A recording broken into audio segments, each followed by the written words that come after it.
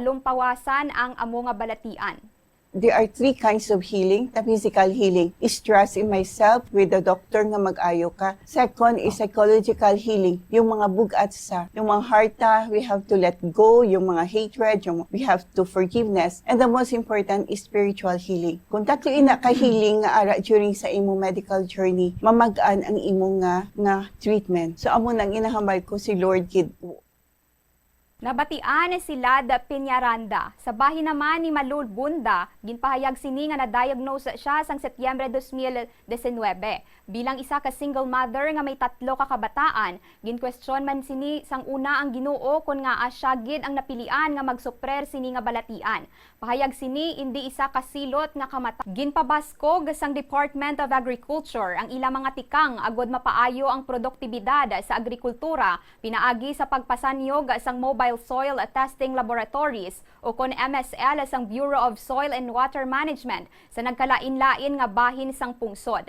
Nahibaluan nga may ara tanan sang 17 ka regional field offices sang Department of Agriculture ang may tag sa naka mobile soil testing laboratories bilang pagsunod sa direktiba ni Presidente Ferdinand Marcos Jr. nga ipasangkad ang modernisasyon sang agrikultura sa Pilipinas kag dal-on ang science-based services mismo sa mga mangunguma. Paagi sa pagpasangkad sang Department of Agriculture sa soil health, ginahatagan sini sang oportunidad ang mga mangunguma nga maghimo sang mas maalam kag epektibo nga desisyon nga magadulot sang mas madamo nga ani, mas dako nga kita kag mas maayo nga pundasyon para sa agrikulturang Pilipino.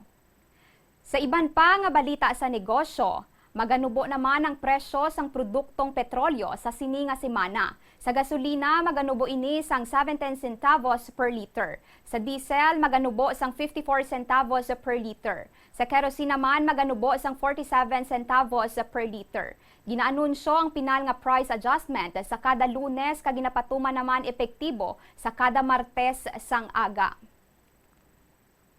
Bombo Foreign Exchange Update is brought to you by Quinbank Business Banking. Kabombo ang masunod nga dollar kag iban pa nga currency exchange rates sang ginbase sa closing transactions sang Bangko Sentral ng Pilipinas kag Bankers Association of the Philippines sang adlaw sang Biyernes. Wala sang official transactions kahapon nga adlaw sang Sabado, amo man subong nga adlaw sang Domingo. Sa aton nga reference rate, 58 pesos and 24 centavos ang baylo sang isa ka US dollar. 7 pesos and 45 centavos ang baylo sang isa ka Hong Kong dollar. 44 pesos and 62 centavos ang baylo sang isa ka Singaporean dollar.